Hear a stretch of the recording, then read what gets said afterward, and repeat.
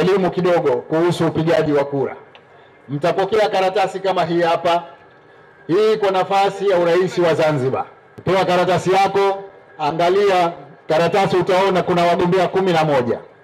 Wa kwanza kabisa kama kawaida yetu, namba 1.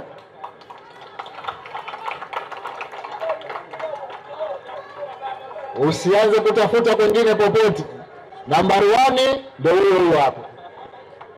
Hussein Ali Hassan Mwinyi, membo ya CCM, tia tiki yako hapa. Usitoe nje. Ukitoa nje itakuwa imeharibika hapa ndani ya kiboksi hiki. Hili la kwanza. Lakini la pili, hata kama kuna mtu hapa humpendi kabisa, usitie chochote. Usije ukaona jamaa hapa alafu ukataka kutia X hapa, utaiharibu kura. Acha, waache tu. Wewe ukishapiga hii tiki hapa, ushawamaliza wote hawa. Kwa hivyo ndugu zangu, tuhakikishe tarehe 29 tunatoka kwa wingi kwenda kupiga kura. Kura inapigwa namna hii. Utakuwa na karatasi kama hizi 5.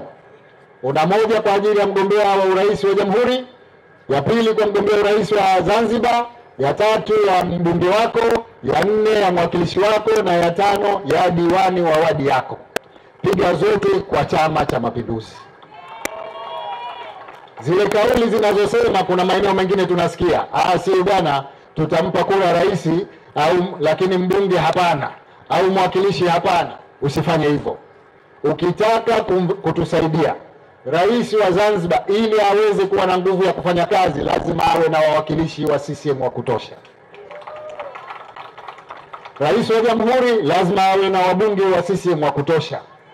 Lakini na serikali zetu za mitaa lazima tuzijengee uwezo, lakini tuwe tuna madiwani wa Chama cha Mapinduzi wa kutosha.